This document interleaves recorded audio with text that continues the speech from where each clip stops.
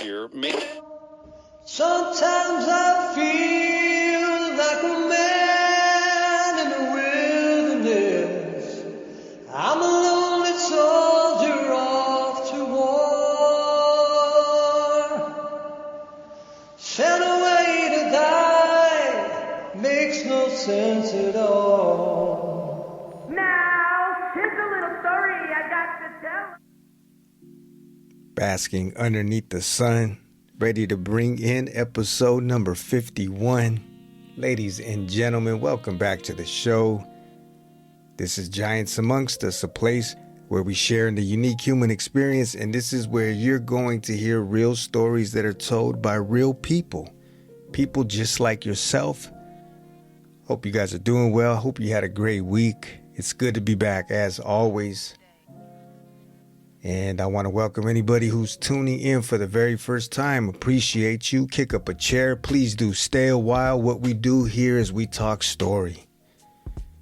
There's people across the line who have been through their fair struggles, the shakes, the breaks of life. But there was a turning point. There was a time where things went from glory to glory, from being a victim to a victor. So these stories are meant to inspire, to encourage, to light up a flame inside of you and to give you hope so that you can actualize your own potential. You can see that you're no different. You can see that your life has meaning, your life has value, and that you're worth the effort. It's going to take work. It's going to take some doing, but it can in fact be done. Listen to these stories and be reminded of that fact.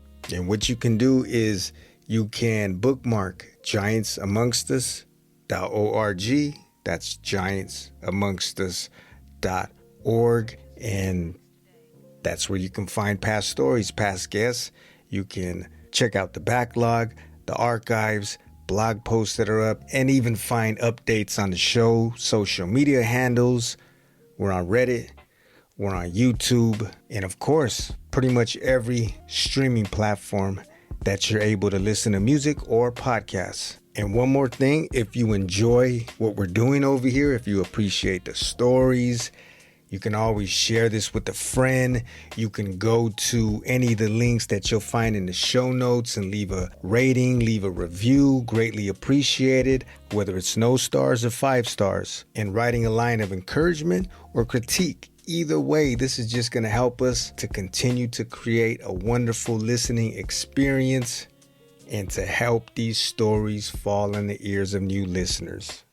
So with that out of the way, I don't want to hold you too much longer. I want to get into this, and just to give you a heads up beforehand, this conversation was cut off at the very end abruptly. We weren't able to say our goodbyes, so to speak. The connection went bad. It fell off on my end. But after reconnecting, we both agreed the meat and the bulk of the adventure that he wanted to share with us all was said, that we had ample time to do that. So let's go ahead and kick this thing off. Today, David joins us, and he's got a story to tell. When I was very young, my parents, for whatever reason, they got rid of our family TV. So for about 13 years, I grew up without a television, which I think, most people, especially before the internet revolution, would say that's kind of crazy. But it forced me to do other things. And one of those things, I really found this love of the outdoors. And so I would go to this woods that was near my home. It was there that I climbed Mount Everest. It was there that I explored the Amazon. Ladies and gentlemen, without further ado, this is David and his story. Let's get rocking then, David. All right, I'm all in. Let's do it. All right, so ladies and gentlemen, welcome back to the show. This is Giants Amongst Us, where we share in the unique human experience. And I already enjoyed a nice little backstory and breaking the ice with my good friend. I'm going to say my good friend David here across from me. He's on the other line, and he was kind enough, he was open enough to share some of his experiences, his walk in life. my goodness, some of the fascinating things that he's embarked on. And just to bring it in, I want to just read a small excerpt from your website. This is just kind of to paint the picture for those listening, as to the person sitting across from me, some of the things that he has embarked on. But it says, picture a place 125 miles from the nearest human, where the land is as wild and unpredictable as the adventure it delivers. Imagine stepping from a bush plain onto a frozen lake where the temperature is minus 40 Fahrenheit below. 3 miles away sits a cabin that will be your home for the next year. Now imagine not finding it for 6 bitter cold days. This is where the unforgettable true story begins for 2 young men in search of adventure in the Canadian wilderness. And one of those young men, now a bit older, but still in his prime. So David, thank you very much for taking time out of your day. You could have been anywhere. You could have been doing anything, but we're sitting across from each other and sharing a conversation. So thank you. How's it going? Well, thank you. I'm thrilled to be here. Things are going great, and I'm eager to share my story and hopefully give you and your listeners a memorable show to look back on. Yeah, right. We have this. You embarked on this wild adventure. You were a year in nature's bosom in some harsh conditions, and I brought this up to you before we started recording, and I'm just curious. I mean, this probably ties into some of the preparation that you already had at an early age to embark and want to do something like this, because also something we talked about was maybe this is an imagination, a dream that a lot of us have had, but very few have took the steps to turn that dream into a reality. I was reading some of your backstory, and this was something that just jumped out of the screen as soon as I came across it, because it sounded like something that you would hear on Ripley's Believe It or Not. Because I told you, like at this age, I probably was, if I could think back, I was shooting marbles, I was playing baseball, learning how to throw maybe a fastball or a curveball. But at 12 years old, this man climbed Everest, explored the Amazon, crossed the Sahara, and survived the Arctic. Well, is that a feasible for a 12-year-old? Well, let's back up a little bit, because I think in that blurb that I wrote, those are all very true things, but they're not entirely true. Those are all the things that that happened to me in my own imagination. So when I was very young, my parents, for whatever reason, they got rid of our family TV. So for about 13 years, I grew up without a television, which I think, most people, especially before the internet revolution, would say that's kind of crazy. But it forced me to do other things. And one of those things, I really found this love of the outdoors. And so I would go to this woods that was near my home. It was there that I climbed Mount Everest. It was there that I explored the Amazon.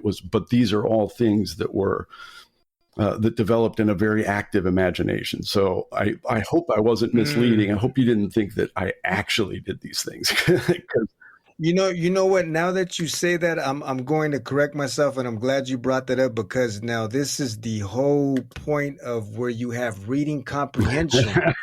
So now I'm rereading the next sentence and the next lines after that, and so you're right. It's clear that this was already an active imagination, and so this is where it stems from, and context is everything. And so, forgive me for missing or not connecting it, but now I see.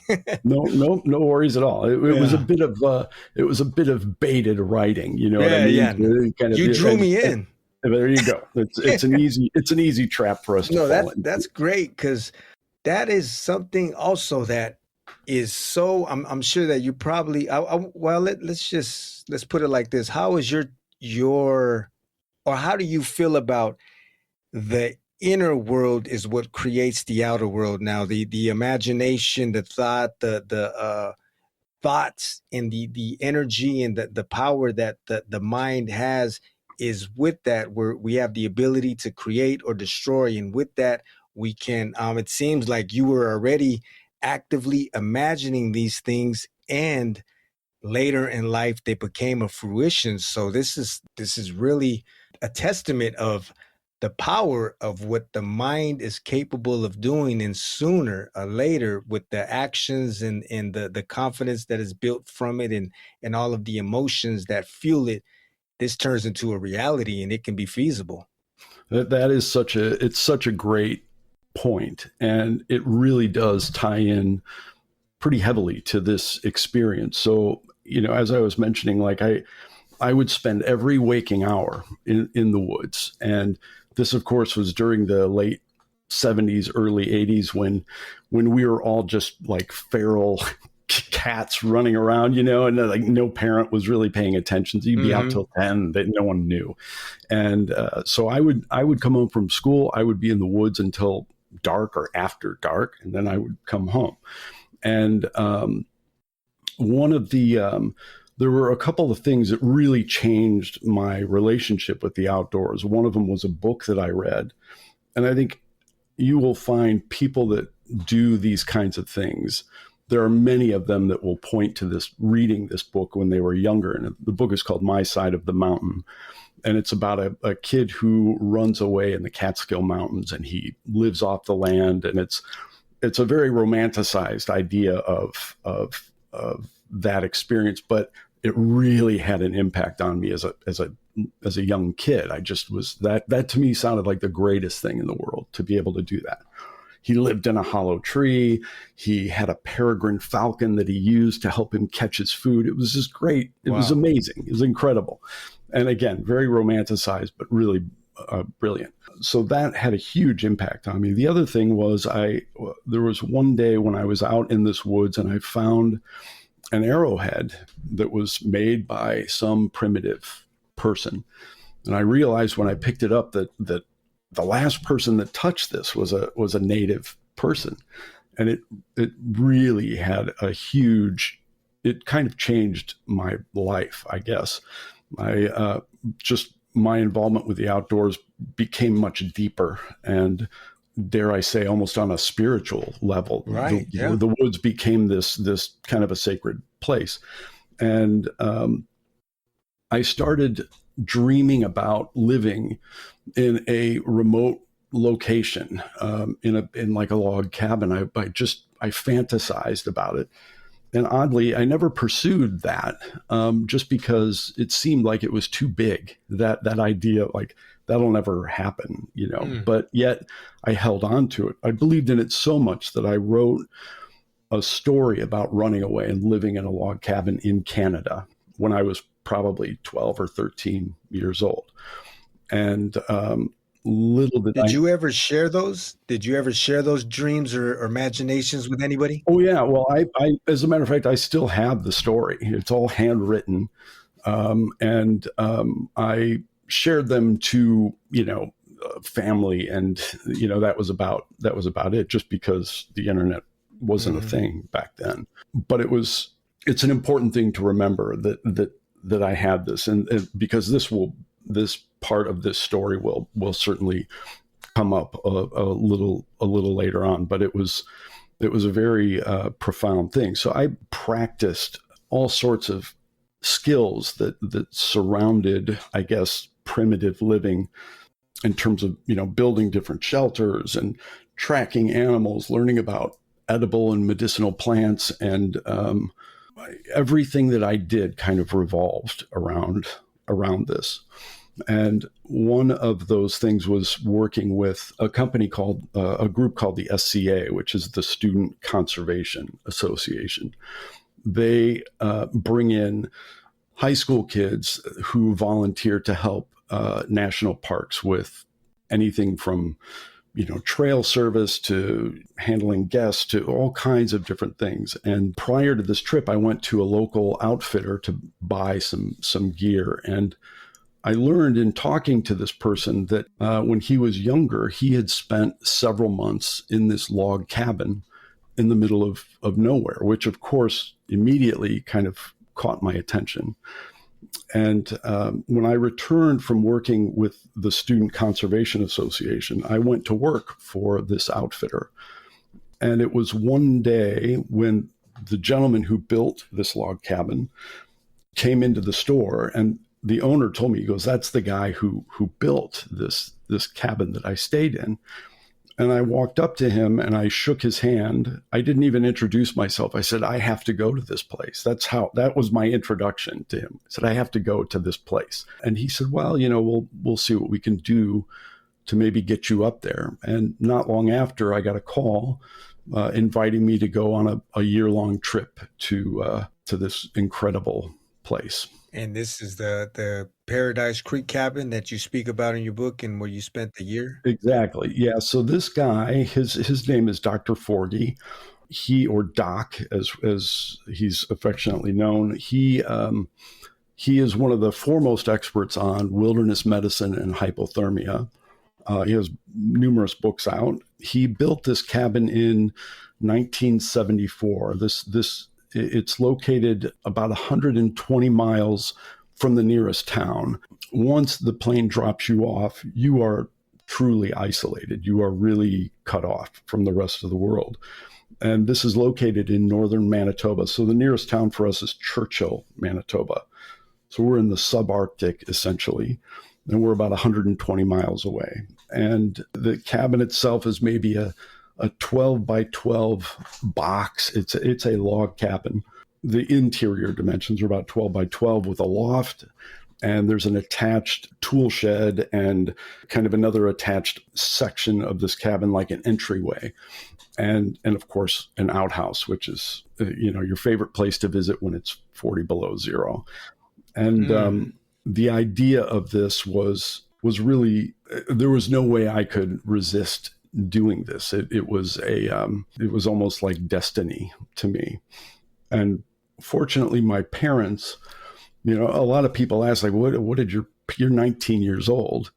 Your parents are letting go of you for a year. They have no means of contact with you. We had no communication. How did they feel about that? And this is one of those interesting things where, again, when I was 19, when I went on this trip, I didn't really consider it too much because I'm like, oh, of course they're going to let me go. I mean, and now that I'm older, I look back and I'm like, that's pretty extraordinary that they supported this. They said, we know that this is something that you've always dreamt of doing and you need to go do it. And I'm really grateful that they understood that on that level, because it's pretty amazing. I don't know too many parents that would just let their kids run off into the wild. So that was part of the reason why I asked you when you said that you would imagine this, you would think about this, you would write it down, you would almost you're experiencing it in your imagination. And I asked you if you shared it with anybody, only because, sometimes when we do have a fascination and imagination, you have a goal, you have a dream, and then you share it with somebody, and sometimes you have to be careful who you're sharing it with, because they could talk that zest and that the vitality of you believing that you could accomplish it right out of it, even before the seed even hits the soil. It's already blown in the wind. And so you said that there was a bit of fear. I don't know if it was fear or just a thought of, I couldn't do that. That's crazy. But it seemed like you held on to it, and it was still really tucked deep down in you. And with this opportunity, you jumped on it, and you had your parents' support. So that's a beautiful thing. Yeah. It and you're right. It to me, it just seemed like way too big a thing to realistically think about it. So it remained this dream, and it wasn't something that I really openly discussed necessarily, because I just didn't see it as being possible, and yet I held on to it, and I think that definitely, thinking of that, and while doing all of these things that are kind of related to it. All of these outdoor things, it was, I feel as though the dream almost came to me. It manifested, like we were talking about earlier, like it just happened. And it was the moment I really realized that was a pretty profound moment, to realize like I'm in the middle of this right now. This is the thing that I dreamt about. This is the thing that I wrote a story about. So it was pretty incredible.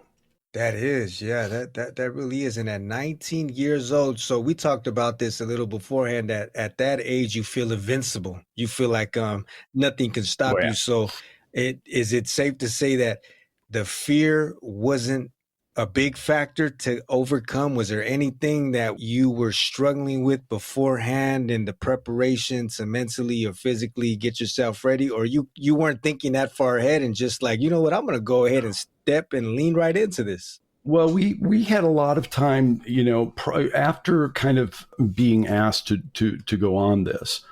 We had about a year and a half of planning, and we spent a lot of time with Doc, kind of learning from him, because he really was an authority on the area. I don't know how many trips he'd made there, but also going through medical training with him, because again, we are going to be reliant on no one but ourselves. So if anything goes wrong, we need to know how to manage it. And so there was a lot of time to think about this. From the skills aspect of it, I guess, I wasn't really concerned with that. I was a little worried about the cold because I'd never been in temperatures like that, and temperatures that, get down to, the 40 below range can be really Deadly, dangerous if you, just with, say, for example, something like fuel that you would put in a camping stove. That fuel is essentially like super cooled when it's 40 below. So handling that fuel, being careful not to spill it on your hands, or little things like that you need to be mindful of. It almost happens organically when you're there. You just deal with these things. But I had some concerns with those extreme temperatures.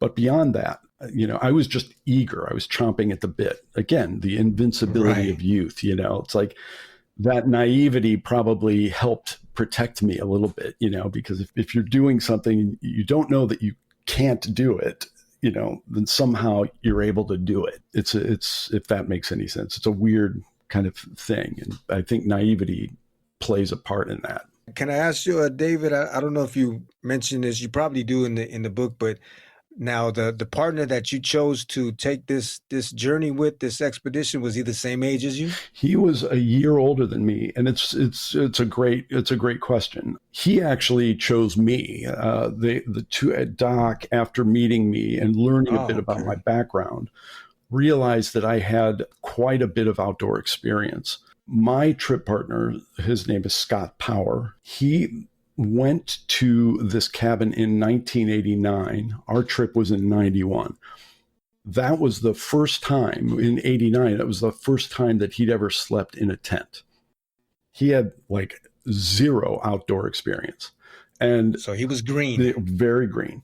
And this is one of those things that when I look back on, I'm more amazed with, because for somebody who's an outdoors person, okay, that's not a great leap, but to go live in a place like this with almost no experience, that to me is, and to come out of it loving it and being passionate about it rather than being, just decimated and defeated, that to me is a pretty remarkable thing. He and I did take several smaller trips before this just to make sure that we could get along. It's just to see how we worked together, because going to a place like this, that's kind of critical. You got to make sure you can vibe with the person that because if you can't, there's going to be fallout. There's going to be some problems. And you don't want that to happen up there, because that's, you've already got enough to deal with kind of mentally being that isolated. So luckily, Scott and I were both pretty chill anyway. So like we could get along and we could navigate conflict or disagreement pretty amicably and without any blow-ups or fights or anything like that. So we managed that pretty well. But it's tricky because that can unravel pretty fast. Yeah, I can imagine in close quarters where you do have a lot of land to get out and say if just to blow off some steam if there are disagreements. But I mean that dynamic, that chemistry has to be right. If you're to sit, you're to build, you're to create, you're to survive with somebody for a year and just pretty much just depend on one another and the skills that you have available at the ready. So yeah, that that's a pretty crucial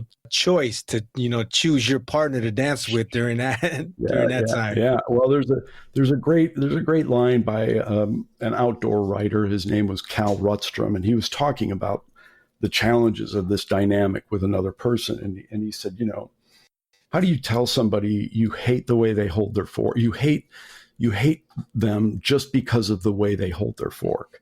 And it can come down, like there's we all experience it, The especially way you close the cabinet. yeah, it's just if you have a partner, your wife or whomever, we all do things that irritate each other, just little things. But in a situation like that, those things can be amplified substantially, especially if you don't bring them out into the open or talk about them. Little tiny things can just gnaw away at you. So it's that dynamic of how you work with someone else is a pretty important element of all of this.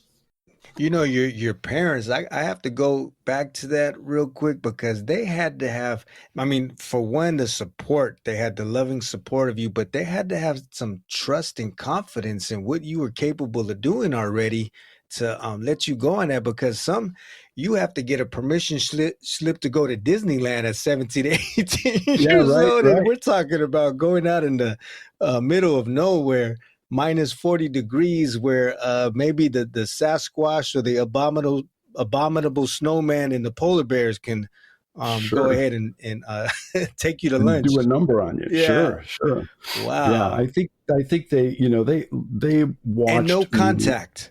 And no kind. That's Complete that's that's blackout, a media big blackout. that's a big deal. This one thing that's interesting about this trip is that it took place really before the whole digital revolution.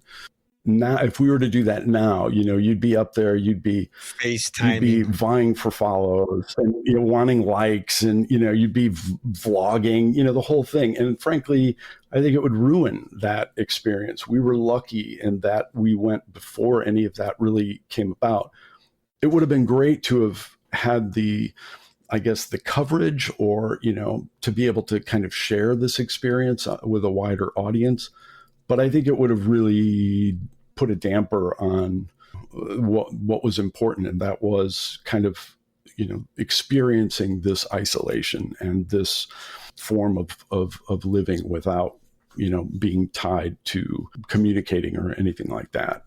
I think that was also, I was going over some of our correspondences via email and everything, and also some of the information you set with that. But I think that was part of the reason why you wanted a partner and not to go embark in this alone, right? Was to have somebody to recall and just go back down memory lane and to cherish because this is a once in a lifetime thing Sure, for a lot of sure. people. And but with it being a once in a lifetime thing, it is something that has been impressed on your soul, spirit, and total being. But kind of sidetracked you and everything. But I know you were getting into you had the experience with Doc, getting the medical training, going through that year-long prepping yourself for the trip. Was there any hiccups along the way that almost prevented and stopped it from coming to fruition and happening? It was, yeah, for the most part, the planning, and the kind of the overall execution of at least getting us there went pretty smoothly. And to give you an idea of, I guess, how far away this place is, we had all of our gear and food and provisions, and we drove 15 hours up to Winnipeg.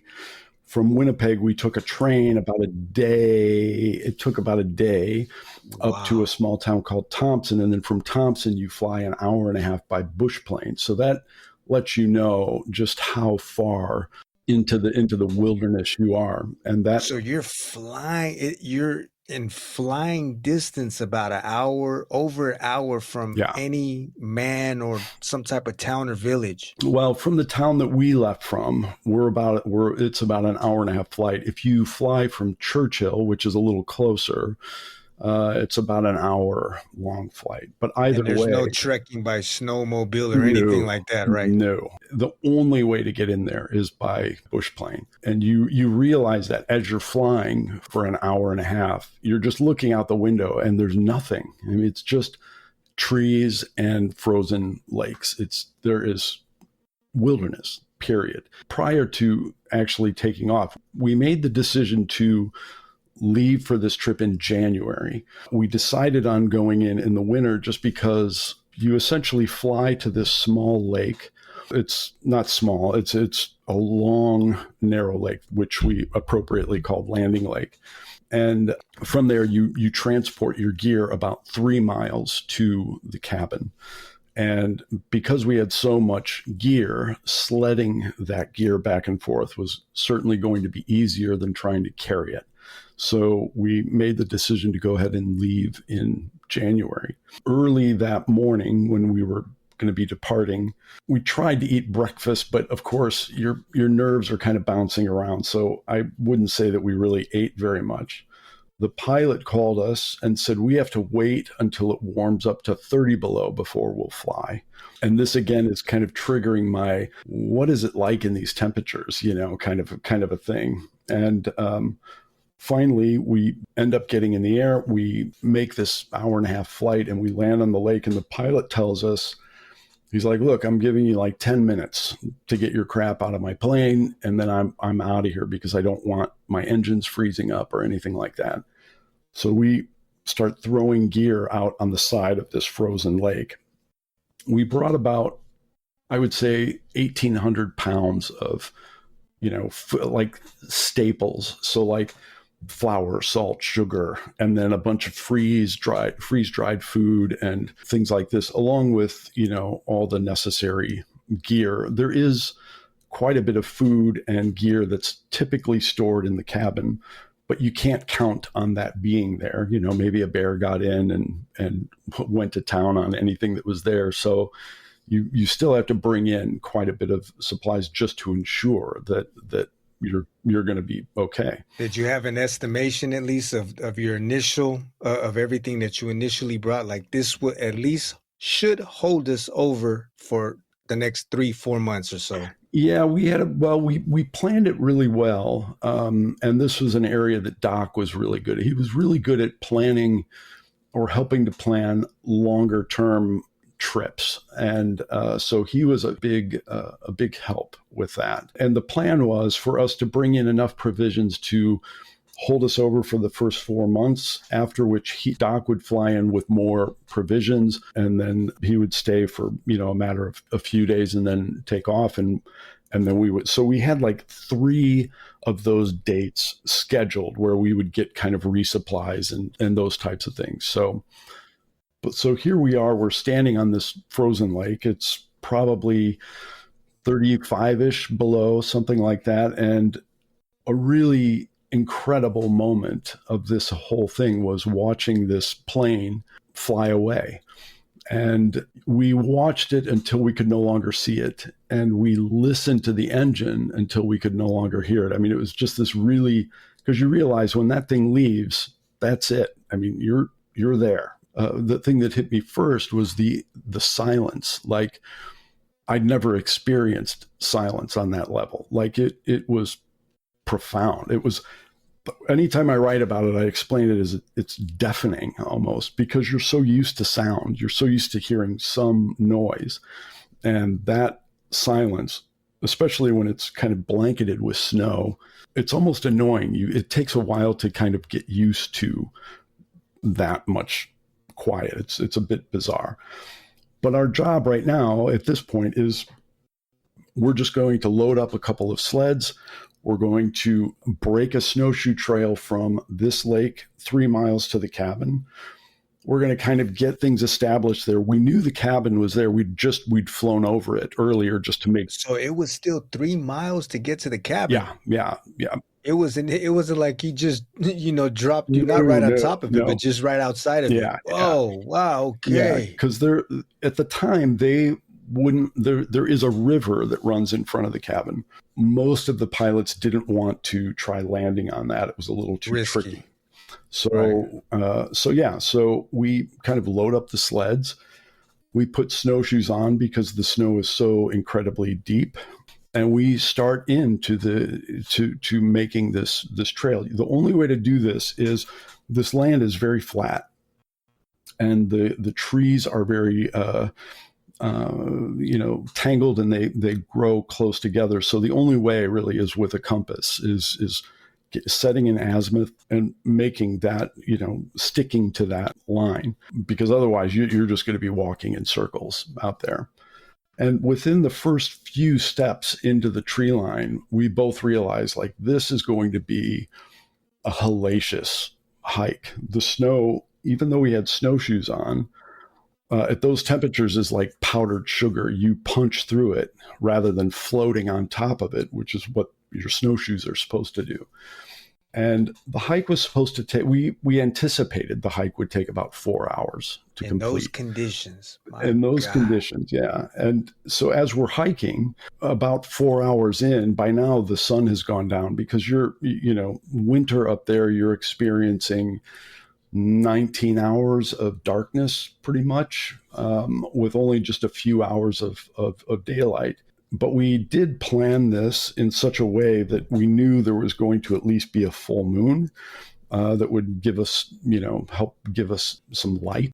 But we're 4 hours in. We anticipated that we'd be at the river by now.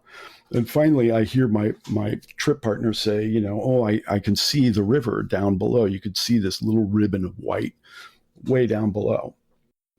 And I remembered something Doc had told us. He said, when you could see the river, you're about halfway there. So we've got another 4 hours now. The water that we had brought, even though we tried our best to insulate it and protect it, had long frozen solid. And so we're expending tremendous amounts of calories and energy. Like I said, we'd barely eaten breakfast. So now we're getting dehydrated. We didn't really bring most of the food that we brought with us was you needed to cook it. So we're hungry, we're exhausted, but we finally make it to the river. We'd hiked 8 hours now. The only thing we have to do is find the cabin, and we should be right on top of it. And we started searching up and down the riverbank. We did this for another 2 hours. So now it's 10 hours have gone by. We are depleted, like everything. We're completely exhausted. And the cold is starting really to take effect. I could tell that both of us are, just everything is becoming difficult. I think we're kind of in the early stages of hypothermia, because we're just even your motor skills, it's hard to kind of operate under those circumstances. And we realize this now is an emergency situation. Like this is one of those life or death moments, and we need to do something, and we need to do it fast. We didn't bring a tent because we never assumed we would be using a tent before using the cabin. And so we made the decision to just make a shelter. And the shelter was pathetic, frankly. It wouldn't have really kept anybody alive. But I think it was the act of taking action and doing something, being able to focus on something and take action. That was a really important thing. A lot of people in survival situations will sit down and just kind of give up and be like, well, I'm screwed. Again, maybe this was that magic of youth where it's like, well, we just need to figure out and do something else. And that's what we did. So we constructed this rough shelter, kind of an A-frame thing, and piled up a bunch of spruce boughs on the bottom to insulate us from the snow.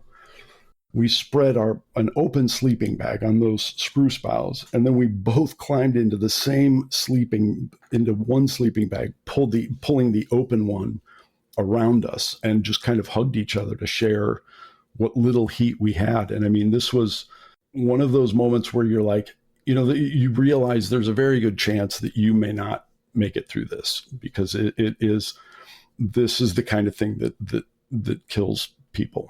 And I remember laying there again, that silence kind of creeping in. I could hear my breath freeze as it hit the air. It sounded like a Windex bottle, when you spray a window, it was that hissing kind of sound. So every time you exhaled, you would hear that, your breath would crystallize essentially. And every half hour, one of us would ask the other, like, are you okay? And we would kind of shake each other and be like, yeah, I'm okay. I'm okay. Are you okay? Yeah, I'm okay. Okay. And this is how the night went. And I remember my feet really hurt. So I'd taken off they're called mucklucks, my boots, and I was massaging my feet, trying to keep the blood circulating. And I asked Scott, I'm like, are your feet hurt? He's like, no, I feel fine. And that'll come up later. That following morning, of course, seeing the sun come up was hugely rewarding, but of course you're still in this predicament. So you're still trying to figure out like what the hell you're going to do. And we searched a little more for the cabin that morning. And after realizing like this, we need to regroup. We need to reset here. And we decided to go back to the lake. Now, because we'd already broken a trail, our return trip to the lake took us about 3.5 hours. We didn't have to bust through all of that snow. We had a pretty good trail that was already broken down. And when we got there, we took one of the tents that we had. We set this up. This tent came complete with a kerosene stove. And we knew one of the stove pipes, the elbow for the stove, we knew it was at the cabin. But again, we didn't expect to be using any of this before getting to the cabin itself. And so we fashioned part of the stovepipe out of aluminum foil. And we fire up this stove. We start melting snow for water. And right about the time that snow started to melt, I heard Scott call out fire. And sure enough, we looked, and this thing that we rigged had managed to catch part of the tent door on fire. And so we pulled the snow off of the stove. We threw the stove out of the tent. And in the brief period of time that this took place, that snow that was melting was now frozen. So once again, we're without water essentially, and it's taking its toll. And up until now, this whole time, you're pretty much on an empty tank, right? No food, no water. More or less. And yeah. That was your attempt to finally get a little bit of a refreshment, and that just fell to the wayside. Yeah. And we did have like some things in all of our gear. We did have, of course, things like, chocolate or, some things like that we were able to, that we had that night, but really still not getting the full nourishment that we really need. And we just kind of, at that point, we just kind of were like, I'm just going to bury myself in my sleeping bag, and tomorrow is going to be a new day, and we'll pick it up from there. And it was a very miserable, cold night once again. And the following morning, we brought more. We kind of loaded up our sleds with a better tent, with a better stove, and some food and things like that. And we hiked back. Now we're back at the river. And this whole time, in the back of my mind, I'm just trying to figure out like, what the hell was going on? Like, how did this erode so quickly? And it was, so it was we were both clearly getting frustrated with the situation. When we got back to the river, we start setting up this tent. Now, this tent is one of those dome tents that we've all seen. It's got these fiberglass poles that support it. And we learned that there's those fiberglass poles, they have a shock cord that runs through them like a rubber band. But we learned when you pull those apart with that shock cord, the shock cord doesn't go back together when it's 40 below, it just droops. So imagine having a rubber band, stretching it, it doesn't want to go back to its, So now we've got to take off our gloves and cut each one of these things out, which doesn't sound like a big deal. But again, in those temperatures, cutting each one of those things out individually was a kind of a monumental task. And by the time we got this thing set up, I remember looking at Scott. He was climbing into the tent and he looked back up at me, and his face was ashen white. It just didn't look good at all. And I'm like, I must look the same way, this is dire here.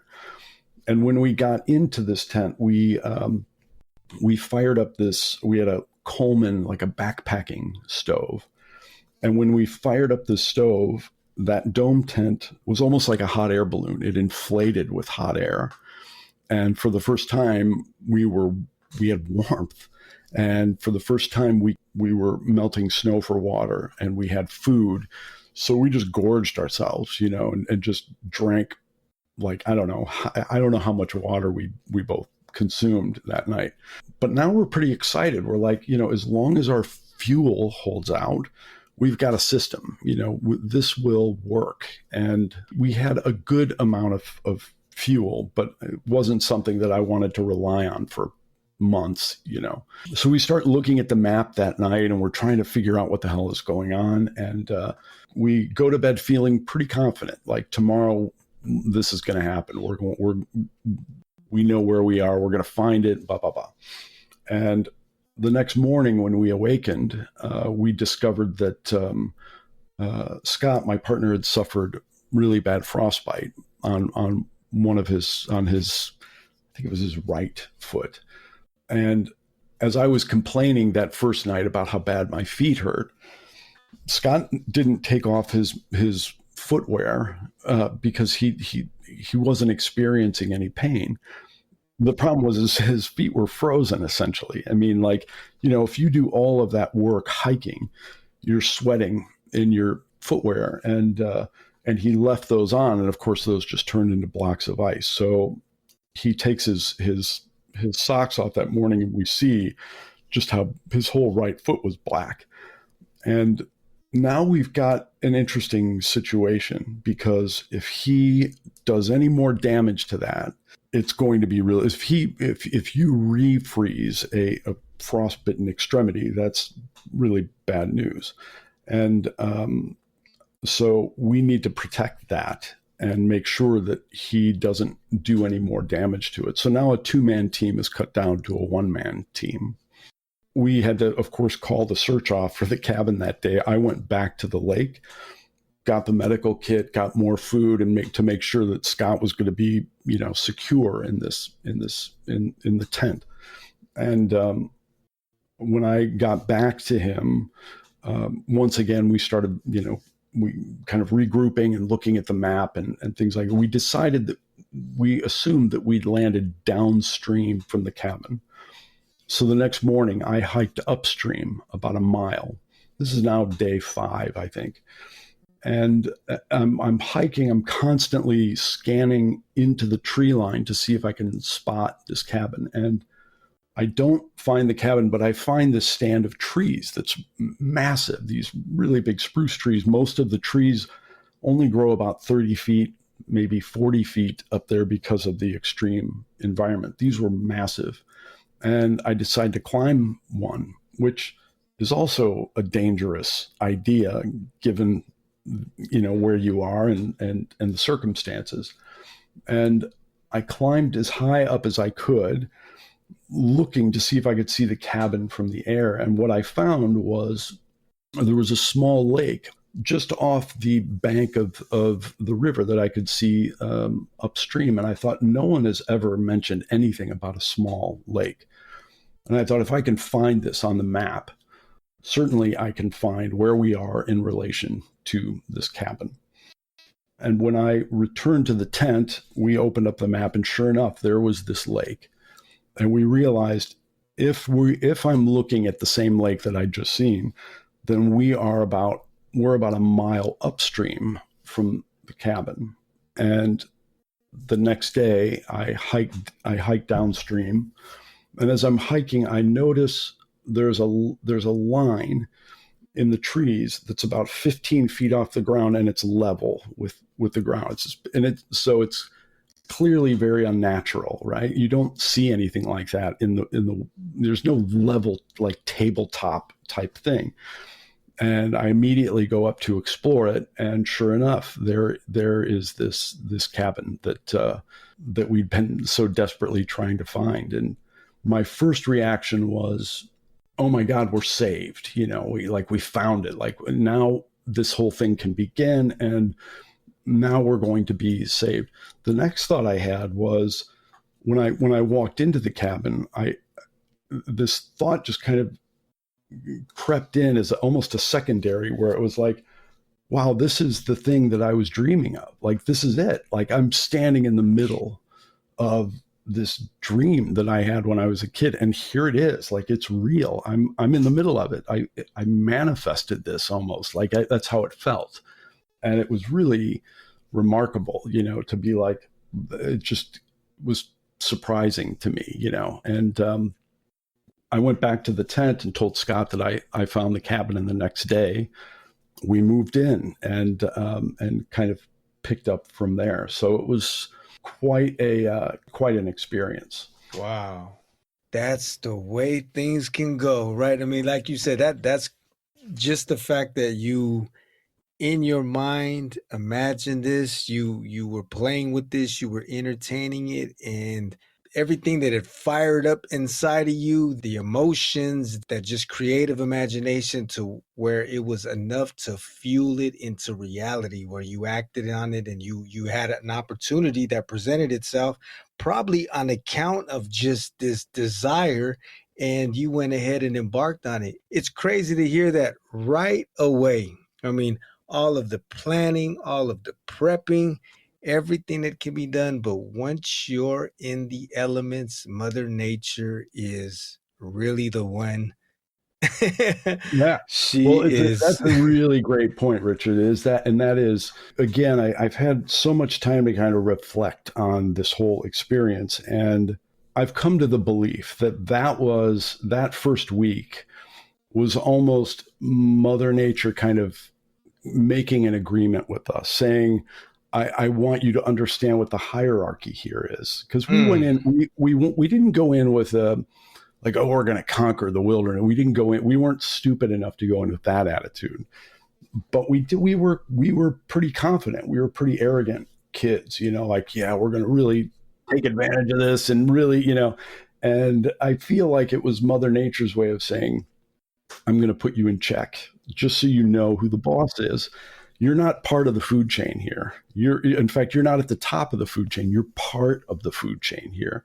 You're a meal, so you need to mind your P's and Q's, or you're going to pay a price. And Mother Nature doesn't have empathy. She doesn't care. If you die out there, doesn't, you're just feeding something else. So it was it was interesting. Anytime from that point forward, anytime Scott or I passed that bivouac, that shelter that we made, whether it was on a canoe or skis or snowshoes or just walking, we both started to notice that our conversation would almost hush. Like, it was this weird, like, this is a sacred place, and we realized, like, that could very well have been our grave marker. It was a constant reminder that just know your place in this environment, because you are not in charge. You plan for the very worst and you hope for the very best, and that's all you can do. And it was a profound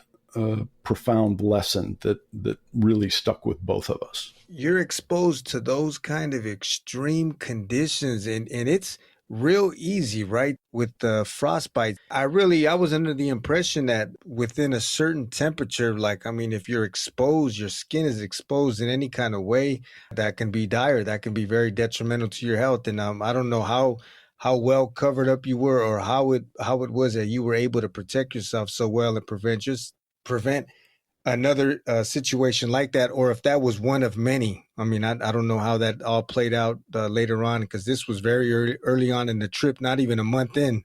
Yeah. Luckily, that was really the only major kind of medical concern, I guess, that we had, for lack of a better word. We were lucky in that, there were times where. How did it heal? Can I like, how did it get better? Oh yeah, How did it sure. get well? So, well, here's the thing. It didn't. We took very good care of it. Every day we would change the bandages. We would occasionally almost create like a warm water whirlpool with some diluted soap in there for him to put that in. So we kept it very clean.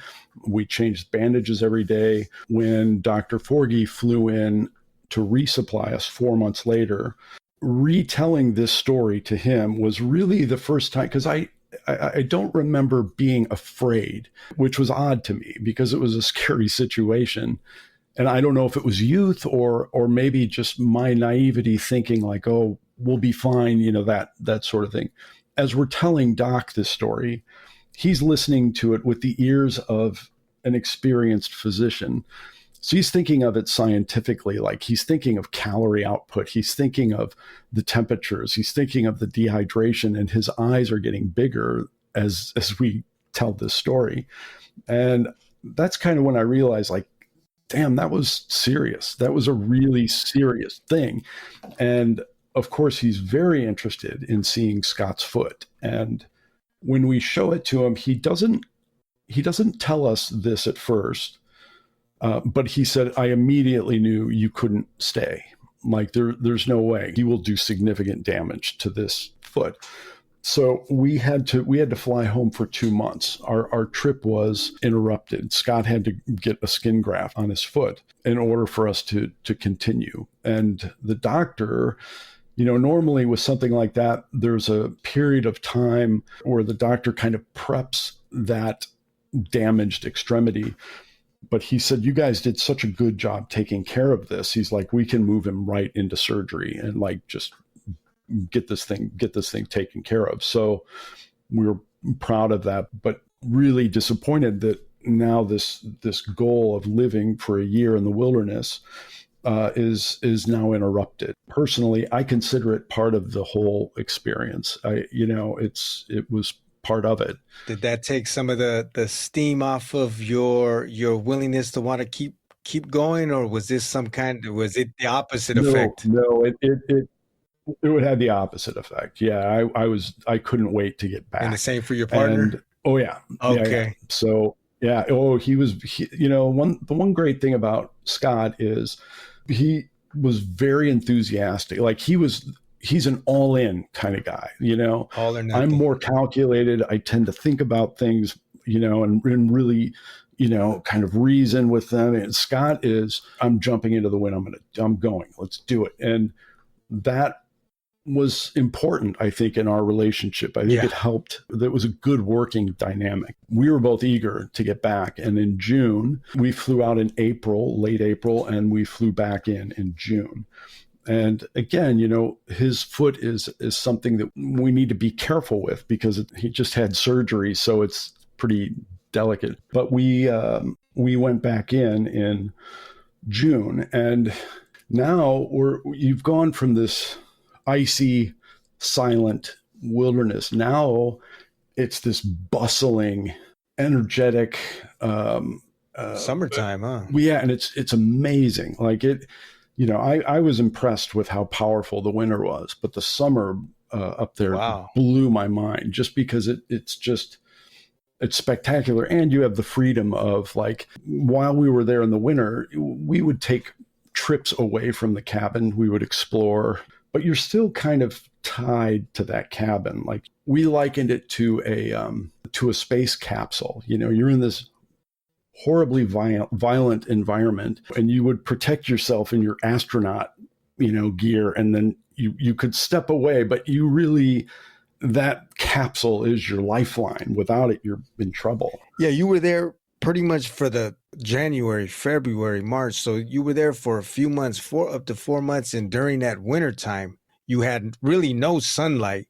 So you're dealing with just a very, very short window of where you're getting that natural vitamin D, which is very good Yeah, for right. mental health, and it's good for just the overall quality of your well-being. And I wonder if it was pretty trying. Now I know the physical is one thing, but as far as the mental state when you're dealing with such conditions, was that something to deal with? Were you dealing with your own things up top? Such a good question.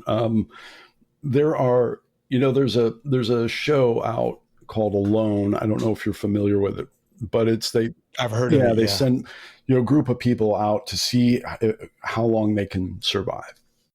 And whoever stays the longest wins, right? And there's always a group of people in every episode where there's the kind of the macho special forces guy that's like, no one's gonna beat me, blah blah blah.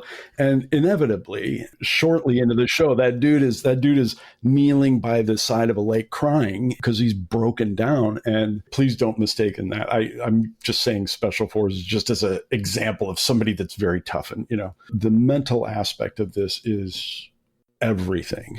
Physically, if you can chop wood and carry water, you could probably survive without much difficulty up there. Mentally, that's a whole different ball of wax, because your brain, it loves to play with you. And you start thinking about people at home and you're like, God, like the whole world is passing me by. I'm just standing still here. And those thoughts weren't constant, but they would creep in. And of course, missing people, and family and girlfriends and, whatever. And the mental aspect of this is everything. And the most critical thing is finding ways to kind of overcome that, whether that's, building things, exploring, whatever it is. It's just, you have to almost constantly be generating ideas or activities or things to do to kind of keep those demons at bay. Not as hard to keep at bay in the summer, you can, because there's so many opportunities, but in the winter, that's a challenge. It really, the mental game is huge in this.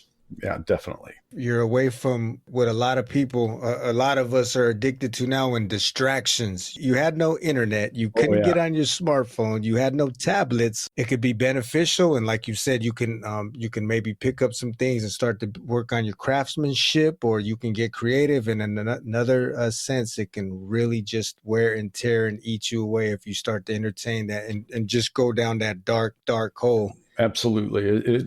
The mental game is everything, not just staying positive, but staying active. It was critical. That those first 4 months, everything was so new still to both Scott and I that it was kind of constantly exciting. There was always some new thing to see or some new thing to learn. There were some repairs that needed to be made to the cabin. So like there were activities and things like that that made that easier. But being able to kind of keep your brain from, like you said, going into the dark, it came with challenges, certainly. Yeah. You make it from those dark times, physical, mental, emotional, and you finally get to experience the wonderful world when things start to open up and things start to blossom and bloom. And you said it just had a completely different, it was night and day. I mean, from winter to summer, where you were at, it was a completely different world. Yeah. A different world opened up. I can remember, so we're there in the summer. Now we're staying from June until January, right? And I can remember the day that in that time we started going back into winter.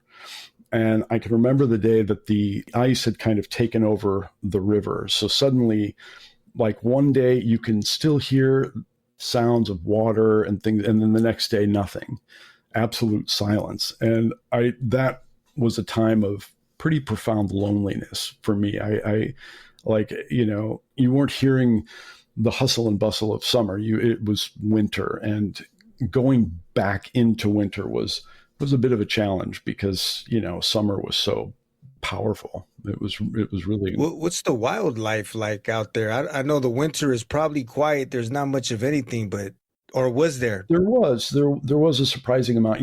Churchill, Manitoba, which is again the town nearest to us. They're known as the polar bear capital of the world. So we had Oh some boy. concerns about polar bears. We're right on the right on the tree line. So in this subarctic environment. So for us, we have black bears, but there's also polar bears further north. You have timber wolves and Arctic wolves, this weird clash, kind of a melting pot of animals. Most of the animals that we saw were moose. There's an animal called a marten, which is it's a member of the weasel family. They're beautiful creatures. They're very fearless, and they're quite ferocious hunters. We would run into them quite a bit. Snowshoe hares like rabbits and grouse and things like that. We would see those quite often. I thought I would see game running everywhere just because we're in the middle of this wild place, but not so much. They're still leery of humans and things like that. So encounters with those things were pretty rare. For example, we saw one bear, and groups that have gone up for shorter periods of times have just seen bears everywhere. So you just don't really know exactly what you're going to get. The hit and miss. Yeah. In summertime, were you able to fish? Definitely. That was another important element of this. Like, we couldn't bring in really fresh meat, certainly in the summer. So any fresh protein was really huge boost to our diet and to our health. And that was a really important part. And we did a lot of fishing. We were catching mostly pike, which isn't the most delicious fish, but it does a good job. But we decided, we had seen there was a moose that was kind of in our neighborhood, so to speak, that we had seen several times. And we decided that we were going to pursue this as a means of winter meat. These animals are seeing one of these animals for the first time up close. Massive. It's just remarkable. Yeah, it's staggering how big these things are. And yet, what's really remarkable is watching them. You could see one, for example, on the bank of the river. And if you spooked it, it would turn around and it would run into the trees. And it's got these antlers that are, 5-6 feet wide. And somehow it's able to run into these, I as a human can barely make it through the trees without like fighting my way. And yet these animals can do that, and they just disappear. It's remarkable to me, like how something that big can just do that, just melt into the trees and just disappear. And they're really remarkable. So we decided to do this. And it was, I think we're now in September, when we'd had several opportunities to shoot a moose prior. We missed twice. I missed it twice. I was the one doing the shooting. But finally, one day, Scott came running into the cabin saying, I see the moose. He's on the opposite bank of the river. And we paddled across, and Scott essentially pushed the moose kind of in my direction. He hiked downstream and went up into the trees and started walking to kind of scare the moose over to where I was.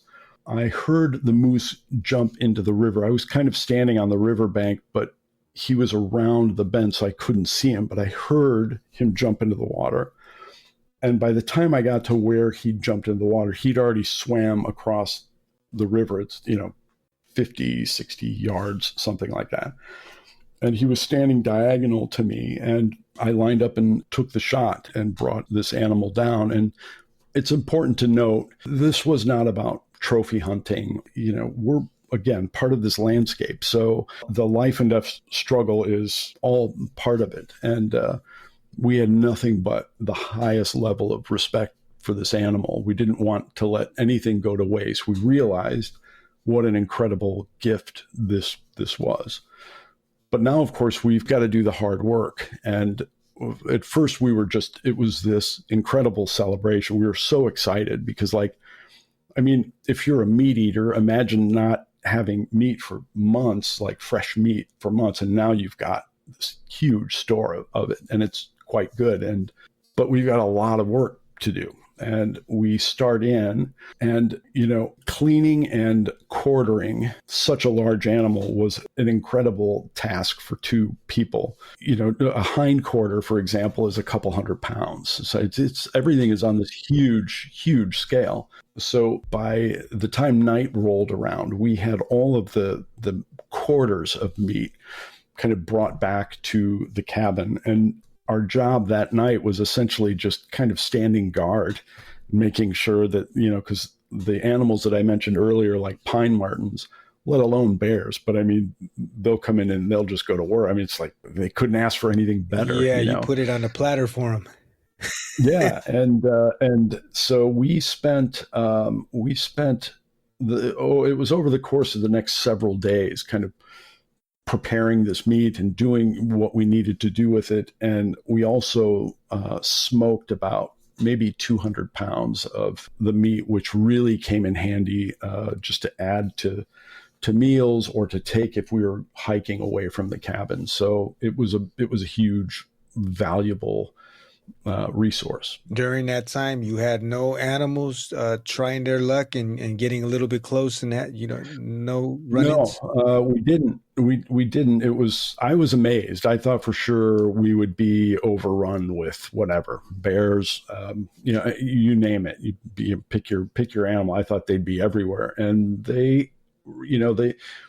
some of the martens and things like that. They were getting closer, trying to kind of squeeze in, but we weren't having it. So we managed to protect that and process it, for lack of a better word, and keep it really well. So and that first meal that we had was we cut a steak that was essentially as large as the largest pan that we had, and fried this huge piece of meat up like a couple of savages out there, and we mowed this down without really realizing how much protein was in that. I mean, it just it kind of messed us up. We just gorged ourselves, and we were kind of miserable afterward, but it was delicious. So that was a good thing. Especially you're going that long with I'm sure that, you did have the resources, you did have foods, and you had waters and fluids to hold you over, but you're still I would say you're under that source of what you normally would have for protein, for your fats, for your carbs. And so you get something so rich that's a huge source of protein. And that digestive tract is just a little off during that time. Yeah. I'll keep things decent, but let's just say the gas that you end up getting from that much protein is pretty, that night was it was so potent and awful. It was really, really bad coming from both of us.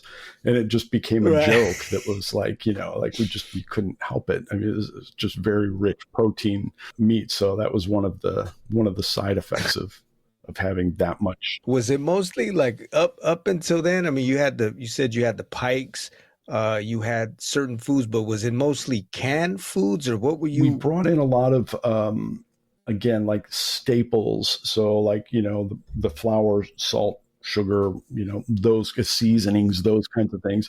A lot of pastas. We brought in a lot of pasta. We brought in a lot of freeze-dried food, which really was probably the bulk of a lot of our meals. But pasta was a huge, at this point, we are just on this high starch diet, just carbs and just so adding fresh meat to that was really beneficial, definitely helpful. What is it like during, well, you explained the harsh conditions during January, during February. Summer times are beautiful. It's a world and life in itself. How is it around that time in September? What kind of temperatures or weather are you dealing with, the climate?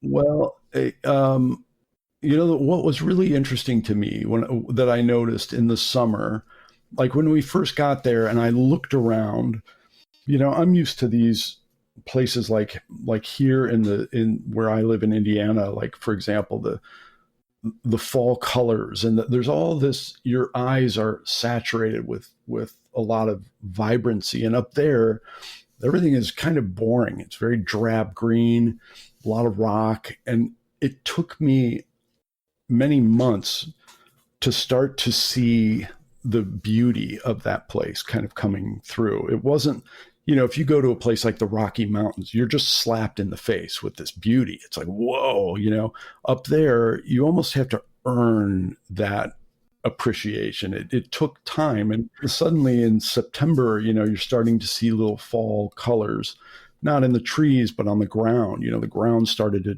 turn different colors. And September is a really unpredictable time with regard to weather. It can either be really nice or it can be snowing. You just don't really know. And it was around this time that Doc was coming in to bring us another round of food and provisions. And one thing I didn't quite know at the time, but my dad ended up coming in on this trip with him. So for this brief 2-week period, I got to share this experience with my dad. I got to show my dad the bivouac that we made where we almost died. I got to show him the moose hide that we had stretched, and we had, I got to share a part of this, and it meant the world to me, because one of the things that's frustrating when you come out is you can try to explain this, and unless you've been there, it's hard to understand really the magnitude of it. And I can remember one morning waking up, and that first morning when my dad came in, I made a pot of coffee, and he and I walked down to the riverbank, and we were standing there, and I was looking at him, and he was scanning back and forth this country, right? And he just said, God, he goes, I had no idea it was this big. That was the only word he could really use to describe it. Was like, I had no idea it was this big. And that's the feeling you get when you look out. It's just nothing. It's wilderness. So sharing a bit of that with him was probably a highlight for me of the entire trip, because, he's now one of us. We can say, hey, do you remember what this was, or what and it was a big deal. I'm so glad that I got to share that little piece of this with him. It meant a lot, certainly. Yeah. That's got to be good for morale too. Morale booster, just your whole mental state, and putting some fuel back in your tank, so to speak. Yeah, definitely. To have someone that you're familiar with, the loved one, your father there with you, like you said, you get to share some of this experience with him, and just seeing a familiar face and somebody that you of course have a bond with. So that's a great thing in itself. It was remarkable. It really was. It definitely was a morale booster, and something that I reflect on quite a bit, certainly. How I'm curious, how was at that point, you're already in September, so you've spent some time in the wilderness, in the bosom of Mother Nature, and experiencing everything that you have, from the near-death experiences, the harsh winters, the beautiful summers, the hunting game, and just everything that came with it. I wonder how the dynamic was now with your partner at this time. Were you was there a bond that, because when you go, you hear about this often with the camaraderie with people that have, let's just say, people that have been to battle together, people that have experienced even caged fighters, UFC or MMA, and they say there's a certain kind of a bond or a relationship that you might share with someone that you've been in the ring and you fought with, or someone that you went to war with. There's even someone that you've been in the ER emergency room as a nurse and the medical staff, and you've been through that. So I wonder how that bond or that relationship was at that point. Yeah, I'm sure there's some hard times, testing times. Yeah, oh yeah, totally. I mean, going through a life or death experience with somebody, that certainly bonds you. It just does. You have a bond. You hear military people talk about this, where you're putting your life on the line for somebody else. It creates a different dynamic, a different relationship. So we both realized how powerful that was. The other benefit that we had was And this really came from Scott. I think Scott really realized just what an incredible experience we were going through. And he would often, I'm the more pragmatic kind of logistical guy. And sometimes he would almost remind me of like, just look at where we are. Like this is, and so that was definitely helpful. But it was around this time that we decided to, and this is a very kind of organic decision. We decided to build another log cabin just because why not? What the hell else are we going to do? We've got all this time, So that summer, I think probably starting in maybe August, we went back to the place where I found those really tall trees where I could see that lake. There was this perfect spot right off the bank of the river, and we decided let's build another cabin. And that project, I think it took us about 19 days to complete. We didn't have really any experience building a log cabin. I mean, I played with Lincoln logs as a kid, and that was about the extent of my log cabin building knowledge. But we said, the hell with it, let's just do this. And it became this passion project, like this one of the most exciting jobs I guess I've ever had. You would wake up really early in the morning. You would punish yourself all day. I mean, at the end of the day, you were bleeding and blistered and covered in bug bites and miserable, but you couldn't wait to get back up and do it the next day. You just couldn't. You got so excited. We would camp in a tent next to the cabin site, and you would look out of the tent to see the progress that you'd made. And you would just get so stoked to be like, I can't wait to like keep doing this. And the one benefit of this other cabin, was if tensions between Scott and I were getting a little raspy, we had this opportunity where it's like, I'm going to go up to, this is the cabin that we called Paradise Creek. I'm going to go to the Paradise Creek cabin, and you would just go and you'd spend a week up there by yourself. And then you'd get bored with your own company and want to be able to talk to somebody. So then you come back and everything would be cool. And it really was without it being intended for this, it really, I think, was a huge help to our relationship and how we work together, because we could end conflict without having it to be confrontational. You just say, I'm going to go head up here, hang out for a little bit. And that's what you would do. And it really was a beautiful thing to kind of help ease some of those tensions. So it was a huge benefit. That's cool. That's probably one of the benefits also of you're in extreme isolation, but the amount of energy that you're allowed to afford yourself to concentrate and focus on one task. And then seeing this task being built, this cabin, you both focus, you have, what else, like you said, is there to do? There's no distractions. So now you have this one goal, this object, and then it becomes a passion, it becomes a love, and you see that it's developing, it's growing, like, wow, we're building this. We're really capable of doing this. It's something that it's falling into place now. And of course, you're not there anymore, but how once you get back into the real world, even though that is as real as it can get over there, but as far you know what I mean, just modern times where we're surrounded by distractions every minute, every second. We're bombarded with news headlines or advertisements, and it doesn't matter if you're on your if you're doing work online. Some people work online, and then you have a one tab that you open up and another tab that you open up, and it's taking you away from your object at hand. But just that time that you were put in a place, or you put yourself in a place, but you had this opportunity to just concentrate, to focus, and all of your energy was expended on one thing, and what's capable of being accomplished when you have that time and you allow yourself that focus, that energy, that concentration to just be put on one task and the things that we're capable of doing with that. That's powerful. Yeah, it is. And you're so right. One of the things that I think about when I look back on this is that benefit of being in a place where there's still a lot of distractions, but nothing is fighting for your attention. There's no social media that's like, oh, look at me, look at me, look at me. Just imagine a day where you could go out, you could do kind of anything that you want, and you're liberated from that, and we had no frame of reference back then because, the internet wasn't around. And so, but looking back on it, it's like, wow, I can remember one day where I got up and it was this beautiful day. It was one of these peak moments. And I took our canoe out into the middle of the river. I had a length of rope that I tied a rock to, and I threw it in the river like an anchor.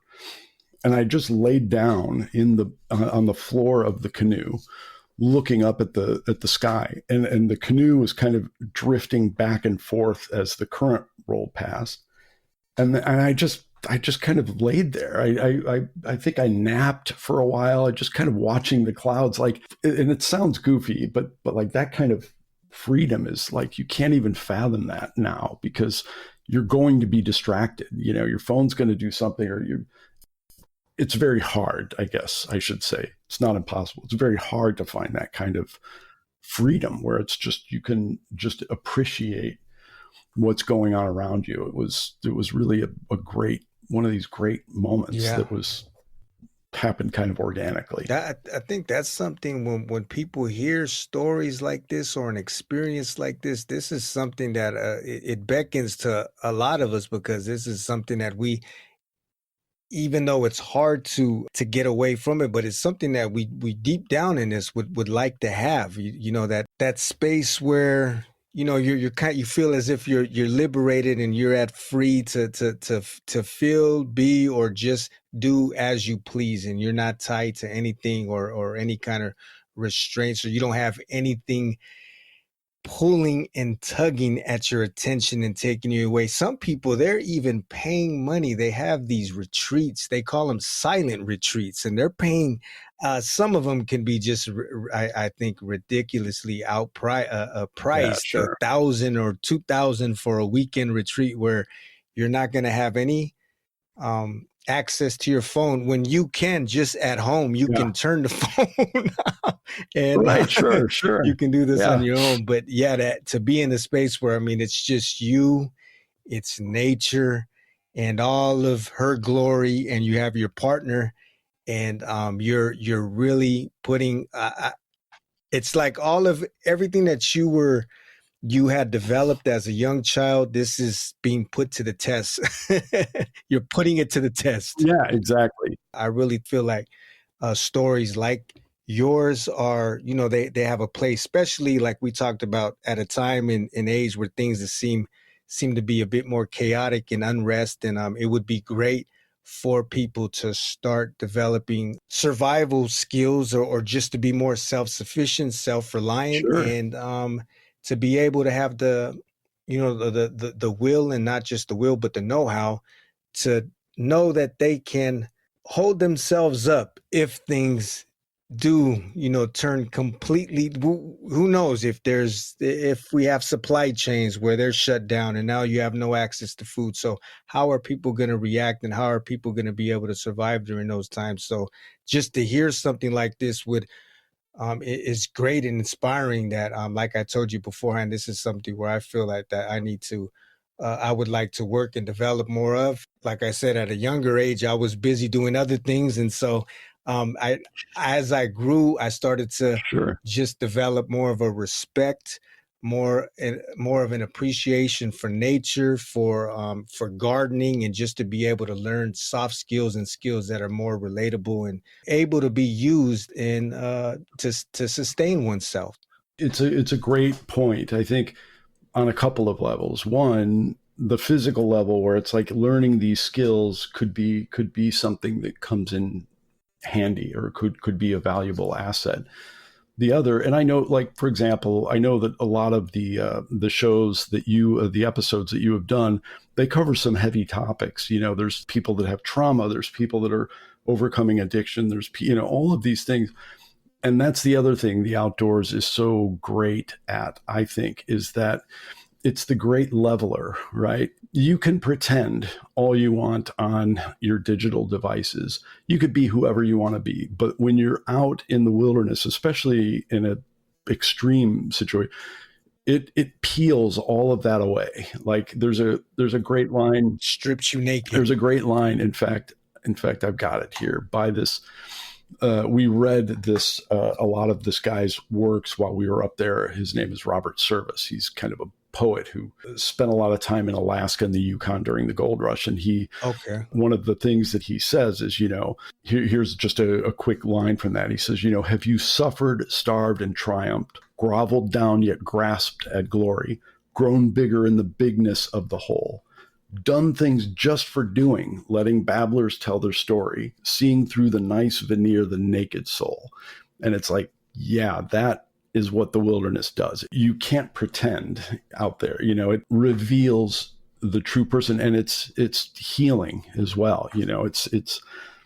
I believe anyway, maybe not for everybody, but I think it's finding a place that is in nature, that is quiet and peaceful, that you can go to and reflect and not be interrupted by your phone or whatever. Like it is powerful. It's healing. There's a lot to be learned there if you can take the time to appreciate and see it, I think. Yeah. No, I really agree with you with that. And I'm just speaking from personal experience, the healing aspect of it. When we just, like I said, the older that I've gotten, the more I've appreciated even just the slow down and the simple things, for instance, just taking a walk and enjoying the fresh breeze. And we have a few fields and forests and woodlines over here where I live at, so we can just take a walk. We have our dog, and then just go through the woods, and you have the way that it changes. It changes from winter. This is another thing from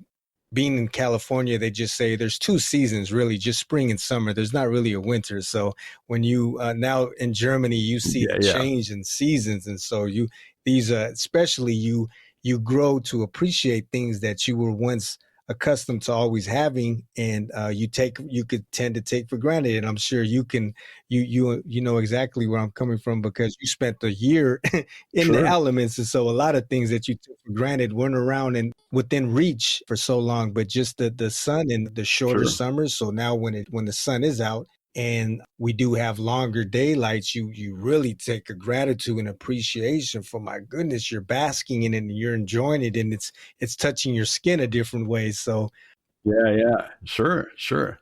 It's just powerful, whether it's winter or summer. I mean, just there's something healing, I think, about the outdoors, because it brings you down to your raw self, and you can't lie, you can't hide, you're stripped down raw, and it's healing. There's something you learn about yourself. You learn kind of what you're capable of. You learn kind of where your breaking point might be. I don't know. To me, it's a fascinating element, certainly. Right. Yeah. So you had I wouldn't say, well, no, you said there were, of course, trying and testing moments with the dynamics between you and your partner, and then you, with the help of him, and just the concentration, the focus, the passion project behind it, the urge to want to get up and go ahead and get at it and build this second cabin.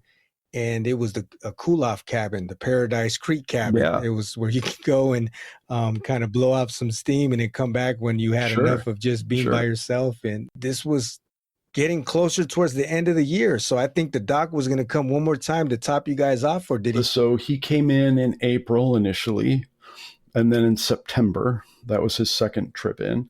And the last trip was going to be in January, and that was going to be the trip where he was going to bring us out. Right. That was going to be the end of it. Well, when he came in January, he didn't know that we were going to be building a cabin. And we were very excited, obviously, to show off our work. And we kind of gifted it to him, even though just as a kind of thank you, we kind of memorialized that and said, this is kind of our gift to you for all the great things. But it was really for whomever was going up there. And it was just a great moment to share.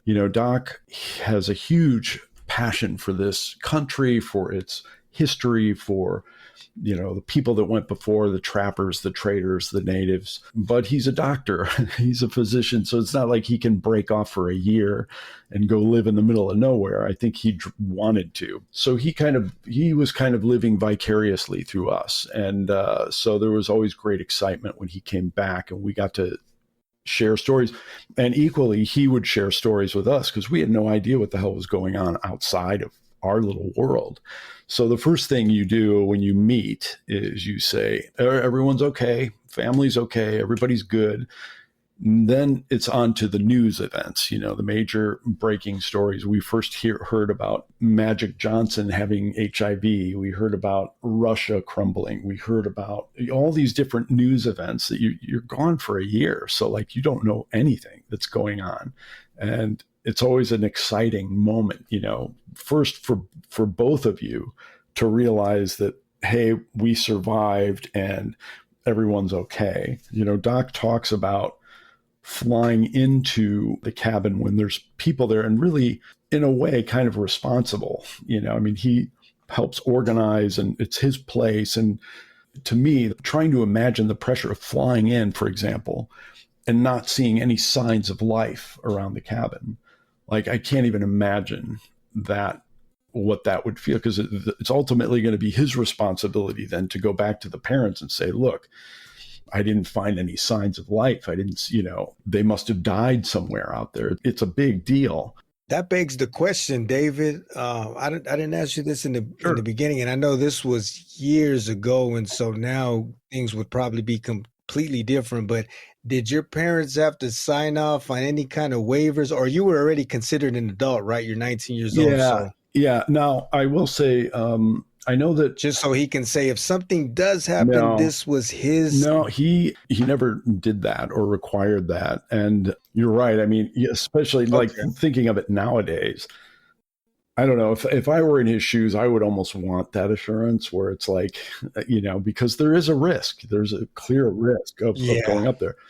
Scott's parents were not as enthusiastic as mine for obvious reasons. I mean, he never had any interest in doing this, or had any experience or interest in doing it. And then all of a sudden he's like, hey, I'm going to go live for a year in the middle of the woods and I won't be able to talk to you. I mean, it's like, that would be shocking as hell. Stepping into the big leagues. And thinking of his experience, like I said, the more time that goes by, the more impressed I am with what he did and how he handled that. Like, he just attacked it with vigor and enthusiasm, and and it was hard, and there were times where it was miserable, and he came out of it very experienced, an expert woodsman. And it's remarkable to me that somebody could go into that really without knowing entirely what they're getting themselves into and come out of it glowing like that. It was pretty impressive. He just went into it totally green.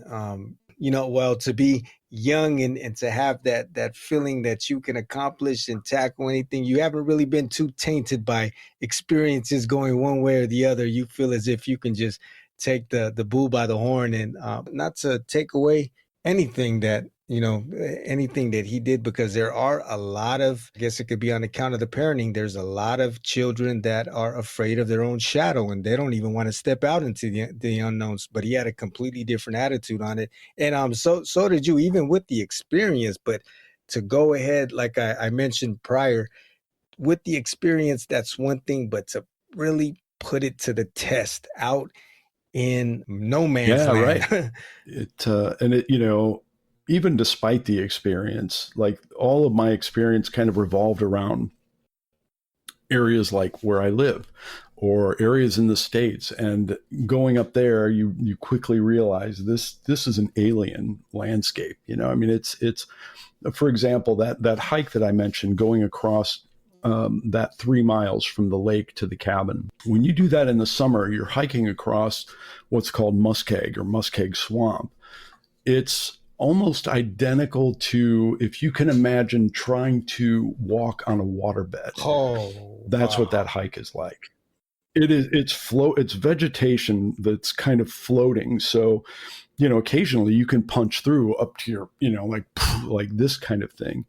But for the most part, it's very spongy and very weird, and it makes walking really hard. It's, if you're carrying a pack and you're hiking through that, it's incredibly hard. It really beats you up pretty good. So it's just the weirdest most extreme kind of, like we saw, for example, we saw temperatures in the summer go up to 96 degrees. Whoa. So you're talking almost 100 degrees difference in temperature. Like, it's very extreme.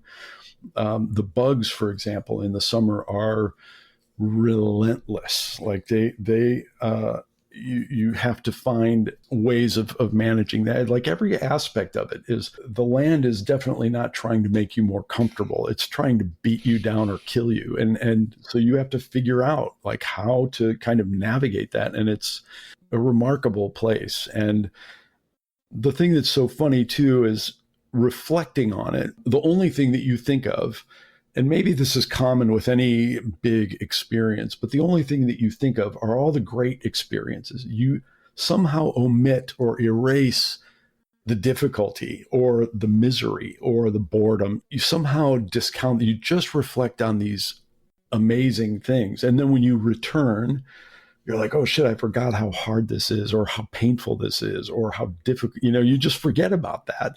Because you think, oh, this is the greatest thing in the world. And then you get back up here, you're like, this sucks. I'm in pain, or and it's just this, it's a strange thing that happens to your brain, I think, when you let that happen.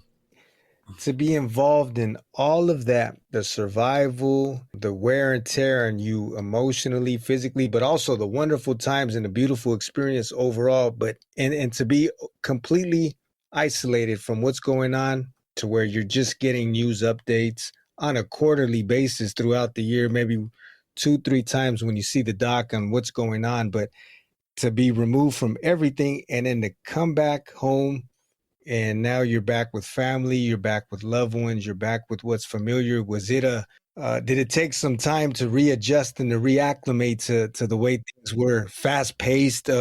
Everything is going to be faster coming from where you came from. So it's such a good question. I'm so glad you asked it, because there's a couple challenges that you face when coming back.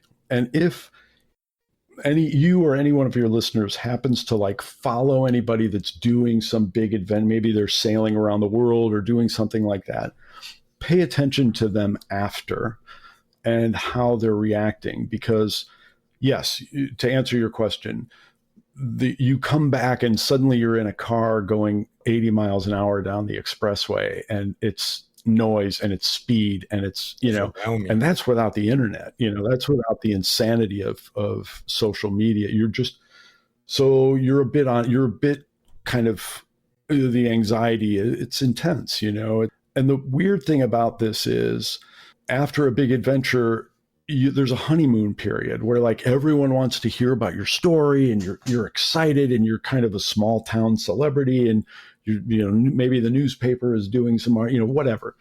But then that goes away, that disappears, and now you're left with, what do I do now? It's this weird thing, this post-trip thing, and I've noticed it across numerous people that do big adventures, like this scary feeling of like, how am I going to top this? Or what am I going to do next? You become a little addicted to it. Like, how can I get that high again? You struggle with it. You also realize, like, at least for me, this was the realization of a dream that came true. And I believed it was impossible at the time. Well, suddenly I've done something that I thought was impossible, which means that moving forward, I can't lean into that excuse like, oh, I can't do that, it's impossible. Because like, well, shit, I just did this and it was possible and I made it happen. That to me was more difficult than the immediate reaction I had to coming home and the speed and the pace and the noise. This weird thing that just kind of simmers in you where you're like, well, what are you going to do now? You want that back. You want that feeling back. And you either have to find something new or different to do, or, that's the end of it. You did a big adventure and now you move on. It's a weird area to navigate, certainly. That reminds me, when you say that, it's like your identity is that for so long, and you hear that with, say, musicians that don't know when to stop, boxers that don't know when to hang up the gloves. Once they do, some they retire, but then they come out of retirement only to box again, and they look terrible. They're out of their prime, but they want to touch that peak one more time, or they want that they want their hand raised one more time, or just the thrill of Sure. walking in an arena and the auditorium going crazy over them, and once that's gone, once that peak is there, and for some it can, well, what is it, just seems like it can only be down from here. Like, what do I have to look forward to? So that's a weird place to be in, and some people struggle with it. And so that's why, Right. yeah, I was curious how the adjustments, not just like you mentioned with how the pace of life was moving, but also you're still young. There's still a lot of life to live. But like you said, you touched the tip and you're at the apex. And now it's like, where do I go from here? Can I still go further than this? Or is it just maybe life can feel like a drag after? You know, it's crazy. One of the things that you asked me in your email was about kind of like what I'm doing now. And Yeah. when I came out of this experience, if you would have asked me, like, what is it that you plan on doing? Without hesitation, I would have said, oh, something in the outdoors, like something. This was everything that I just lived and breathed the outdoors. And when I came back from this trip, I found that I wasn't going to the outdoors. Like, and it was disturbing almost to me. Like, I just didn't have a desire, really. I, of course, still love the outdoors. And so then I thought, well, maybe it's because I'm living in Indiana and it's not quite the hot spot for outdoor activity. So I moved out to Colorado, thinking foolishly that, oh, it has to do with the place, which is never the case. And I moved out to Colorado for a year and I did outdoor things. You know, I did some climbing, I did some, you know, whitewater paddling, and but yet I was trying to rekindle this passion that I had, and it wasn't there anymore. And it was, for me, it was almost like losing religion. It was traumatic. I didn't understand it. I didn't understand it as a human. Like, it's like you're on a river and it changes, it moves. And it was around this time that I became interested in computers. You know, like the internet was really just starting up. My dad had used computers for years. And I realized this was this incredible tool for creativity. You know, I could, you know, for writing, for photography, for video, for music, it was just this outlet for all these things that I was interested in. And I began doing that. I ended up working at a advertising agency for 20 years and just loved, you know, creating. Mine was a kind of a creative role. And then after about that 20 years, I started losing interest in that, just as I had in the outdoors. And I found myself trying to figure out what was wrong. Somehow, it was right around the time of COVID. I started woodworking and I started doing like leather work and making things.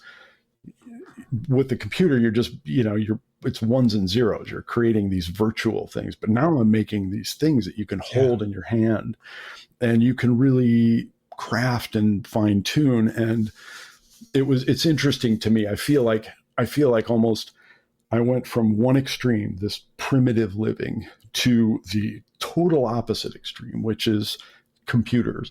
And now I feel like I'm going back toward, like, you know, because the stuff that I build, I just do it with hand tools, all very kind of traditional techniques. And it's interesting to me. I've now just embraced the fact that, like, I don't have control over this anymore. It's like I'm just on this river, and wherever the hell it goes, that's where I'm going. You know, if I try to fight it, then I'm going the wrong way. And it's been interesting to me. I still spend a lot of time in the outdoors. I still love the outdoors, but it's I think that trip for me was almost like my own Mount Everest. You know, it was like, this was as big as it could be. And I did that, and I'm so grateful and proud of it, but yet doesn't define kind of, you know, it doesn't define me necessarily with where my interests lie. So really odd and interesting, you know, path, I guess, that life tends to take you on. Yeah. And you ultimately are open to it, open to the changes, open to exploring, not just boxing yourself in. Like you said, even you not forcing it, but you're chasing it. and then you're not aware of the fact, like, I'm not on that same wavelength anymore. And so you explored something else and you went to the digital world, and you did that for quite some time. And it's like we're evolving creatures, like the seasons in nature. It moves and it has its time and it has its seasons and its places, and your place at that time was there, and now you're back, almost like it brought you back around in Yep. full circle to where you're building with your hands again and coming back to the roots. I think so. Yeah, that's kind of how I feel about it. And Scott and I, we did in 2000. We went back to the cabin for a shorter trip. And the last time that we both went back up there was in 2014. And going back up there as older men with all of the wonderful things that older bodies kind of throw at you, where it's like, when you're 19, like, you bounce around from play. If you fell, you just spring back up. And now it's like, oh my God, why does my back hurt so much? Like, if you sneeze, you risk going paralyzed. And it's like, holy cow, like I'd forgotten how hard this is. This is hard. This is hard work, let alone all of the stuff that we went through initially, just kind of the day-to-day stuff. Hard work. And the last time that we went, the cabins, unfortunately, both of them, we lost both of them to forest fires in 2007. Oh, man. And so we went back up in 2014 to kind of see just almost as closure, for this. And it was an incredibly hard trip just physically. And B, it was an incredibly hard trip emotionally because, all of those things that were so cherished and sacred are just burned to ash now. They're like minerals. It's just gone. And coming upon the cabin that you built and seeing it just as ash, that's an emotional thing. And it was a challenging trip physically and emotionally to kind of revisit that. So it was another powerful and profound visit, I guess, up there. It's safe to say you and Scott still keep in touch then. Oh yeah, we're in touch pretty much every week. There've been other groups that have gone up, and I think the longest trip was like 6 months. And of all of those groups, none of those guys that were trip partners are in communication with each other. And I can't imagine that. To me, this experience was too important, and being able to reach out to Scott and say, oh, do you remember this or do you remember that? That's a critical element of this because only he and I can know what that was like. And before this trip took place, my ideal goal was to go up there solo. That was that's what I want to do. And man, there's no way in hell I could do that, because it would be too tragic almost not to be able to share some of these incredible things that you see and experience with another person. It would be, that's why it was so great that my dad came up, because I could share a piece of that with him. I'm so glad that both Scott and I were up there, and he was the perfect trip partner for this, really. Yeah, that's one bond that only you and him truly understand. As much as you now sharing, I can imagine some of it. The way that you pictured the experience, you're walking us through it. You did a very good job of bringing a lot of it to life, but only you and him know what it felt like on your skin, what it felt like on your mental state, the trying times and the way that life opened up and nature presented itself in the summer, what it did to you during the winter, and only you two know exactly that feeling, and you that's something that can't be broken. And like you said, had you experienced it on your own, you may have had a journal, you may have took some pictures, but to have somebody where you can just sit across from, if it's maybe once every year you get together and have a coffee or however, or you had these trips back to the cabin, and so you're both together and you're revisiting that cabin. So just talk about old times and laugh about some of the close calls and the good times, but that's a truly special bond.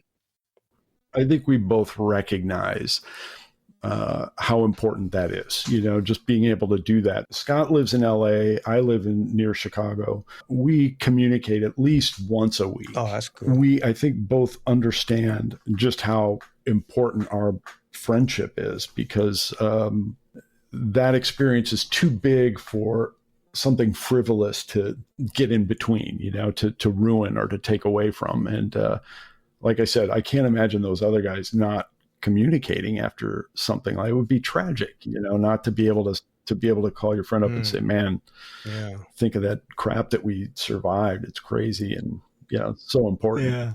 You mentioned this, I believe it was before we started recording, and it was about the fact that there's not a day that goes by since that trip happened that you don't think about, one particular moment or one particular day during that 1 year expedition. Is there, that for sure is going to be something that is a lifelong lasting after effect, on your emotion, on your being, your entire being. And are there any specific things that are really, really just that had a long lasting effect on you, or is it just the overall experience in general? I think the answer is yes to both of those. So the overall experience, I just reflect on it, like I said, probably every day, and not any one particular detail, just the idea of it. However, there were certainly these peak moments that really stand out. One of them was, I was at the Paradise Creek cabin and Scott was at the other cabin, and it was very cold outside. I don't recall how cold. I don't remember. And I stepped outside of the cabin. I can't remember if I was getting some firewood or if I was going to the bathroom or whatever the case was, but the Northern Lights, the Aurora Borealis, they were out. And they were, you would see them all the time up there because you're so far north. But some shows, we called them light shows, some light shows were better than others. And this one was like one of those moments where it's like you're looking right into the soul of God, or whatever whatever name you want to give it. And I was standing outside of the cabin just looking up, and it was the most incredible thing I'd ever seen before. And it was a really profound moment, to just be, I was alone, because we were separated, but just the incredible spectacle that was, it was remarkable. I mean, there were numerous moments like that were just these real, they were special, so you kind of cling to those. And again, those are the things that you remember. And you easily forget, because of those things, you easily forget the bad side, the boredom or the monotony or the bugs or you just forget all of that. When you see something like the Northern Lights, like going like that, you just forget all of any negative aspect of it. You dismiss it. You just don't think about it. So there were several moments like that I will occasionally think about. So I hope you all enjoyed the conversation as much as I had connecting with David. And just as a side note, something that he brought up to me before we started recording was, he said that he listened to episode 35, which was Solitude and the Gold in Silence. He wanted to gauge the tempo of how things went with the show, and he said that it would be interesting if people were to listen to that episode along with this, because they go hand in hand, talking about the importance of solitude, of silence, of isolating yourself, not to be lonely, but to be alone, and how powerful that could be and how important that is, especially in a time and day where we're addicted to distractions. But going back to David's story, the powerful note of what we are capable of doing with the experience he had, the preparation, the planning, his partner not knowing a thing about the outbacks, about the woods, about any kind of craftsmanship, navigational skills, nothing. But he came out an expert, a marksman, hunting game, surviving. David putting everything that he learned as a young kid up into his later teen years to the test in the heart of the Canadian wilderness, and all the challenges, all the setbacks, like I said, the preparation beforehand, but still things can go wrong. There are things that are out of your control, and how do you respond to that? How do you deal with it? The ability to be able to troubleshoot, that's what problems are. They're just solutions that haven't been found yet. And then even the ability to know sometimes when there isn't a solution to the problem, that it could just be a truth that needs to be accepted, and then you move and act accordingly. Don't feel as if you're too young to go out and strive to accomplish something, or too old to begin and learn something new. David was only 19 years old when he went off away from his family, all that was familiar, into the wild, the wilderness, some extreme temperatures, minus 44 degrees, and then in the summertime getting as high as 96, exploring, hunting game, building a second cabin, the Paradise Creek cabin, putting all of his skills, his resources to the test. It was survival. Re-listening to this, I was reminded of some of the initiations that the younger boys or the younger adolescents go through in certain tribes, where they're left to go off in the jungle on their own by themselves, to fend for themselves, to navigate for themselves, to find food for themselves. And whether or not they survive is whether or not they are accepted back into the tribe and that community as men. Initiation, so to speak. And David and his partner, they put it to the test. His partner being completely green, but willing to go ahead and immerse himself in the experience and who he came out as. A completely different person. Both of them transformed. David said even to this day, the experience is imprinted on his soul, on his spirit, on his entire being. And I was able to sense that through speaking with him. An appreciation for life, gratitude, being thankful, and even confident in what you're capable of doing, and a reminder to us listening not to put a limit or a cap on what we can do if we apply ourselves, not just dream it up and think it up, but if we're doing things in our lives, we're putting some energy and some effort into learning a certain skill, developing a certain craft, soft skills, hard skills, skills that can translate into the real world and help us be more self-sufficient. Of course, it's always great when you have a community of people can provide a service that maybe you can't provide, but you're able to collaborate in that network of things. You're able to give back in a certain way, to give something of yourself, to be of service. This was all around just something that I thoroughly enjoyed, and I was reminded of where I lack and where I need to pick up some slack. But I was also inspired to hear how he was living a dream of his, something he dreamed up, something that was at one point just a figment of his imagination. And then he had to pinch himself when he talked about reflecting at a certain time and realizing, I'm living what I was dreaming about. Once upon a time, I'm in it. I'm in the wilderness, in Canada, physically partaking in something that was once just an imagination. That's wild. That is empowering. And that's what hopefully was translated through this conversation, through this talk. David, I want to thank you again for taking time out of your day and sharing this adventure with us. Maybe there was something different for each one of you listening. The talk of nature, just slowing it down, getting away from distractions, allowing yourself that time to be with yourself alone and reconnecting with yourself, reconnecting with nature, the good that can do for you, the healing power, the creative power that could have on one's life. And I think that is very important, especially at a time where people are anxious, where people are afraid, where people are confused, where people are depressed.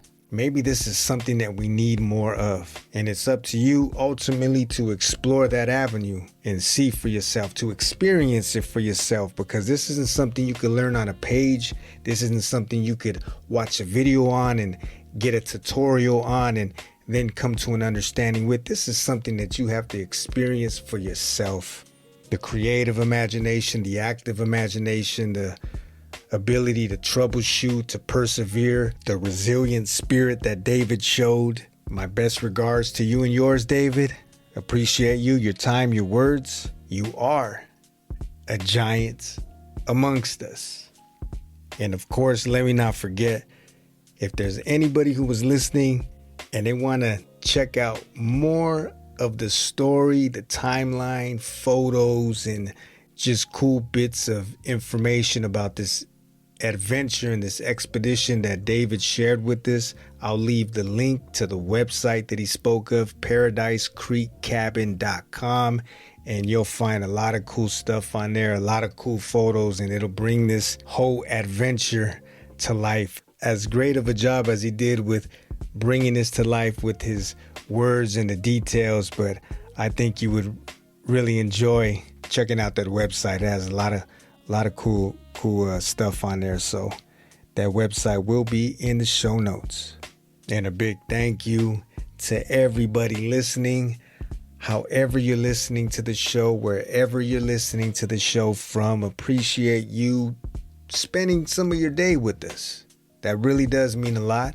Let me know how you feel about the show. Let me know if there's anything in particular that you enjoy, something in particular that you maybe think could be done differently. I'm always open for constructive criticism. That's the only way I'm going to learn on this end. It's still a work in progress, but I'm enjoying the ride and I hope you are as well. You know how to reach out to us. You know how to get in contact with us. The links are going to be in the show notes. I want to wish you all a great rest of the week. And remember, we're truly, truly capable of some great things. And sometimes those challenges and those struggles are the perfect opportunity to grow, to learn new skills, to develop new traits that are going to help you not just survive, but thrive, and not just stay afloat, but to transcend. That's to go beyond what they say you're capable of doing, breaking those barriers, tearing down those walls, that negative self-talk, the limiting beliefs. There's a giant within all of us, and it's going to be up to us, up to you to actualize that, to realize that, and to become that in the flesh. Till next time, we're going to catch up and do this again real soon. You be safe out there. You be sane. Be the change you wish to see. Before I go, I'd like to remind you that if you would like to be a part of the show and share your story, or even a story of someone in your life that has impacted you in a positive way, you could always reach out to us via email. I'd be happy to connect. Until next time, and very soon, peace.